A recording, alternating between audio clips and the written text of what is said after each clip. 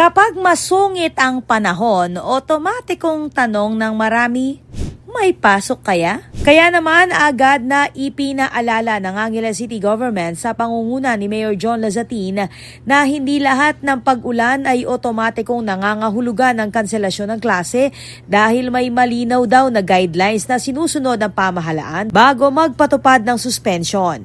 Ito ang paglilinaw ni Angeles City Government Information Officer J. Pelayo kasunod ng pag-ulan nitong mga nakaraang araw at sa patuloy na panawagan ng ilang kabalen para sa class suspension. Laging tinatanong may pasok ba, no? Kapag walang suspension or walang announcement, nakikita laging pinupunterya yung local chief executive o yung mga mayors ng mga LGUs, no? At doon sila parang nagve-vent out, no? Pero hindi po ito basta desisyon na ginagawa, no, na depende lang sa dami ng mga comments sa social media, no. May mga guidelines po tayong sinusunod, hindi ito bago, lalo na dito sa Angeles City. Sa programang Join Tana Angeleño sa RW 95.1 FM, sinabi ni Pelayo na maraming estudyante at residente ang direktang nagtatanong sa local chief executive tungkol sa pagsususpende ng klase kapag masama ang panahon. Ibig sabihin ng guidelines may sistema, no? Hindi pwedeng emotion ang pairalin, hindi rin pwedeng bawat ulan ay automatic na suspended na agad, no? So tinitignan yung mga aktual na sitwasyon, ang mga advisories ng national agencies at ang kondisyon ng iba't ibang bahagi ng lungsod, no? Ngunit iginiit niya na hindi lamang nakabase sa dami ng request o comments sa social media ang desisyon dahil may sinusunod na proseso at pamantayan. Yung kailangan din natin turuan yung ating mga kabataan tungkol sa realidad ng buhay, no? So hindi sa lahat ng pagkakataon ay may mag-a-adjust para sa atin, no? Darating ng panahon na papasok din sila sa trabaho or magnenegosyo o magkakaroon ng sariling responsibilidad sa buhay, no? So ang kailangan matutunan nilang maging resilient. Laging sinasabi ni Mayor John, maging resilient, no?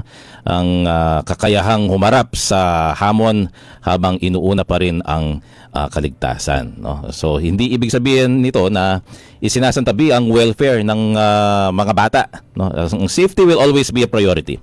Pero ang resilience at preparedness ay bahagi rin ng edukasyon, no? Ayon kay Pelayo, alinsunod sa direktiba ni Mayor John Lazatin, tinitignan ang aktual na sitwasyon sa lugar, mga weather advisories mula sa national agencies at iba pang safety considerations bago maglabas ng desisyon.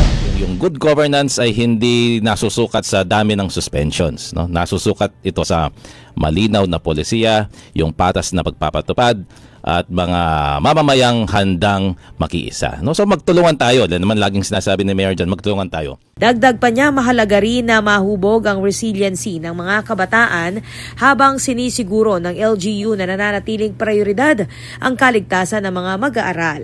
Samantala, muling ipinaalala ng Department of Education Schools Division Office o SDO Angeles City ang kahalagahan ng pagsunod sa umiiral na guidelines sa class suspension. Ayon kay Clarissa Lagman, Project Development Officer for Disaster Risk Reduction and Management o DRRM ng SDO Angeles City, nakabatay ang suspension policy sa national guidelines at mga lokal na direktiba ng pamahalaan. Gusto lang po namin i-reiterate yung DepEd Order number 22 Series 2024 kung saan nakapaloob doon yung polisiya na or clear guidelines on when to suspend classes and work sa school. Kapag po rainfall warning, yellow, ibig sabihin tuloy-tuloy. Pero may discretion po ang local executive and school head na mag-declare ng suspension or cancellation kung naayon sa sitwasyon nila sa kanilang school. Yes. Kumbaga meron pong discretionary power ang school head to suspend or canceled face-to-face classes and shift to ADM. Yung ADM is kapag yellow, alternative delivery mode. Apo. Kapag yellow. Pag orange po, orange and red, yellow, orange and red warning, automatic po na walang pasok from Okay. kinder to grade 12. Mhm. Doon po sa rainfall warning. Kapag sa typhoon, signal number 1, preschool and kinder ang walang pasok. Okay. So automatic po.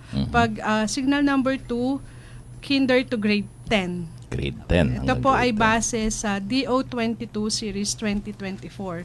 Kapag signal number 3, lahat po from kindergarten to grade 12, walang pasok. Hinimok niya ang mga magulang, learners at publiko na umasa lamang sa official announcement mula sa DepEd, mga school heads at government agencies upang maiwasan ang pagkalat ng maling impormasyon online. Binigyang diin din ni Lagman na layunin ng mga protokol na mapangalagaan ang kaligtasan ng mga estudyante habang pinapanatili ang continuity of learning kapag posible. Ako po, Patricia Mamangon para King News Force, Pampanga, Balitang Tutuking Balen, Susuyo.